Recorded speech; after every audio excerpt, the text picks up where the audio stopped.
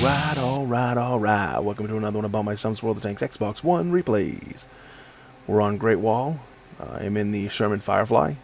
And I've had this tank for a little while, but I just can't seem to have decent games in it.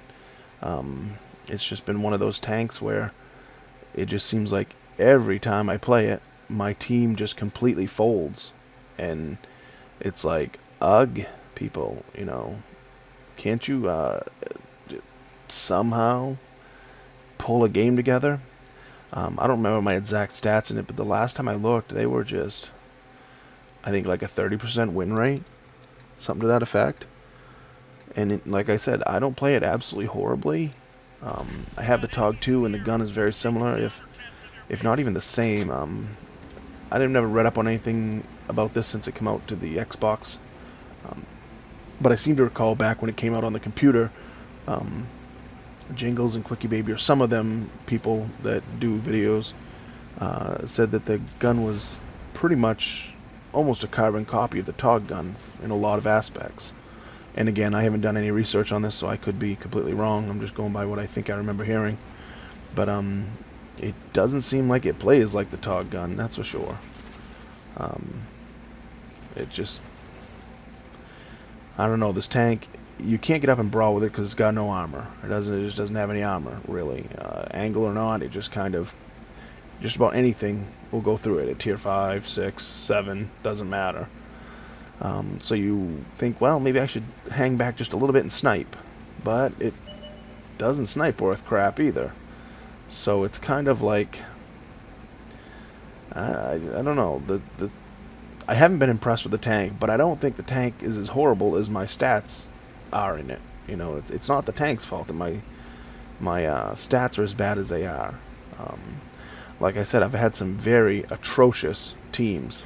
I mean, just absolutely shit teams. And when you get a team that's, you know, half the team's dead in the first 3 minutes, it's hard to do any kind of good game with a tank with no armor. You know, it's just, but, you know, we got to overcome them obstacles, I guess, those obstacles, and see what we can come up with. We got a Stug 2, Stug 3 down there. We're going to see if we can put one into him. We'll finish him off. We got a T14 who decides to keep on moving, even though he must know we're going to come in above him. I mean, he knew we were up here, and he just kept right on going. So I said, well, I'm going to go after him. Screw it. And I decided to go on the move. I've already been hit twice, and that's what I mean with this armor. It's just, the armor profile is just atrocious. We just dinged him. But we'll finish him off there. Now we've got a T150, and this right here could be the end of my game, severely. But the T150 is obviously an idiot driver. So I'm going to come out along beside him. Put an auto lock on him. He doesn't even bother to aim at me. He's aiming at the other tanks, which he's got to aim at someone. But I'm sitting here just holding him here. And, you know, if he had turned around and just put like 1 or 2 shots into me, it would have really done a number on me, but he doesn't, so this gun will reload and fire quick, that's for sure. And it will penetrate, it's just, it doesn't seem like it's as accurate as the Tog II gun is. Or maybe the Tog II gun used to be. I used to play the Tog II a lot. I haven't played it for probably a year, so I can't really speak on if it's been changed. I know Wargaming says that they don't buff and nerf things without telling people, but I don't believe that for 1 second. I think when they decide to buff something, they don't tell anyone. They don't have to tell everyone everything they do. And, you know, SU-100, we put one through him. We can for 134 and finish him off. KV-1 down there. We're going to go back into medium mode and try to get in behind him. But if I'm not mistaken, I'm pretty sure he gets finished off before I get over there. Or if he doesn't, I get the final shot on him. I can't remember. I put one into him for 153. Then he gets finished off. And we're going to head back towards base because there's some tanks threatening the cap. Or maybe not. I'm pretty sure I head back towards base right here in a second. Right there, I see the tanks pop up. Here we go. I knew I did at some point. I mean, this game wasn't that long ago. It was only a week or so ago. So we're going to head back now. There's at least 2 in the road from headed out of our flag.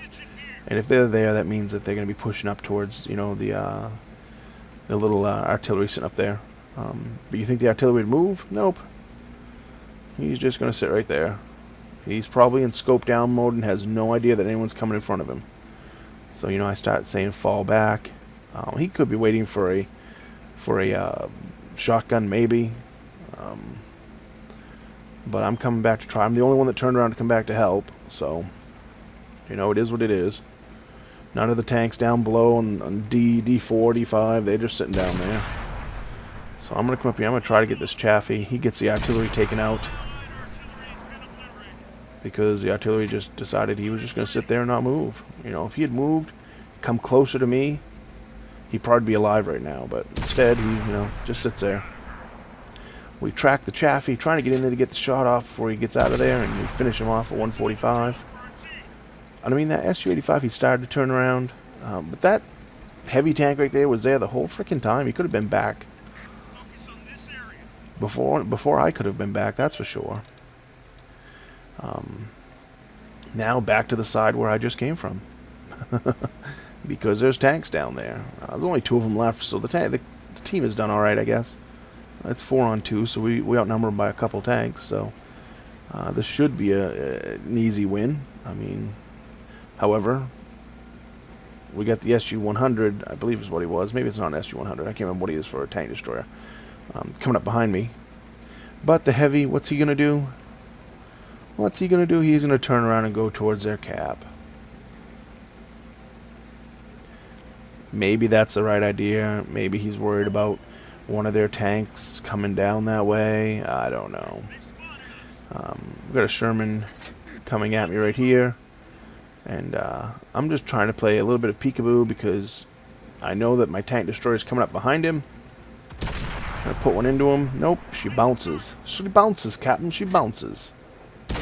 And then we hit the ground because that's how World of Tanks works. He penetrates me, and I miss because that's how World of Tanks works.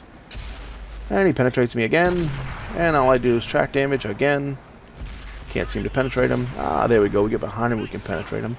This gun will penetrate from behind. But, like, I don't remember the Tog gun ever being so horrible at penetration and accuracy. It's just... And I know it's a different tank. It's a medium. It's on a different turret. It's on a smaller turret. And give me all kinds of reasons for that. I understand. But I just don't remember it being as bad as this gun. I mean, you play the Tog II at tier 6, and you could sit there and just pelt tier 6s, you know, boom, boom, boom. Tier 7s, you know, you see a Black Prince coming at you in a Tog II, as long as you're far enough back he can't see you, you'll just sit there and murder him. It's like you can almost just penetrate almost anywhere you hit him, just boom, boom, boom. This gun don't do it. SU-100 finishes off that last guy, so that's how you do it. This gun just... I haven't been impressed with this tank at all. I thought I was going to really like it. We spent 8,500 silver on that game to make 4,200 XP on 1,900 damage. Only 110 blocked. 196 assists. First class mastery badge. You know, it's... And that's probably one of the better games. I noticed. I think that's probably the best game I've had in this tank so far. And that's not really a good game. It's really not. It's an average game. And, you know, you sit there and you say, well, at least me as a have a YouTube channel, you want to get content out there on tanks that, you know, that you haven't put out before. And I haven't put a video out on this one because if this is the best I can get in this tank in, what, 2.5 months or 3 months, whatever it's been, I've had to have some really crappy games. Think about that. One shot for 84 to the Stug, took him out of the game. T-14, 4 shots for 583. SU-100, 1 shot for 134, took him out of the game. M4A3-2 Sherman, 2 shots for 161. The Chaffee, we put 2 shots for 141, took him out of the game. KV-1, 1 shot for 153. T-150, 5 shots for 678, took him out of the game. Say, well, it wasn't horrible. It wasn't a horrible game. But like I said, if this is the best I can get out of this tank, either I'm doing something seriously wrong, or I'm getting absolute trash teams, or the tank isn't that good. Yeah, it's one of the three. 23 shots fired, 18 hits, 16 penetrations, 1934 for damage dealt, 1389 for base. No, yeah, 1389 for base XP. Just above the second place player. We both got 5 kills, but he did almost 3,000 damage. Of course, his gun does a lot more damage per shot, so, you know. But he doesn't have a turret, so, you know. Yeah. I received 6 hits, only 1 bounced, which is common in this tank. It's just, there's nothing overly redeeming about the tank. It's really average at everything, at least in my experience so far. And again, it could be just me. It could be the idiot teams I get constantly, or it could be just the tank. I really don't know. I can't tell you yet. I gotta put another 50 games into it to tell you. As usual, comment, rate, subscribe, thumbs up, thumbs down. Tell me what I did right, tell me what I did wrong. And remember, when you're on that battlefield, shoot the red ones.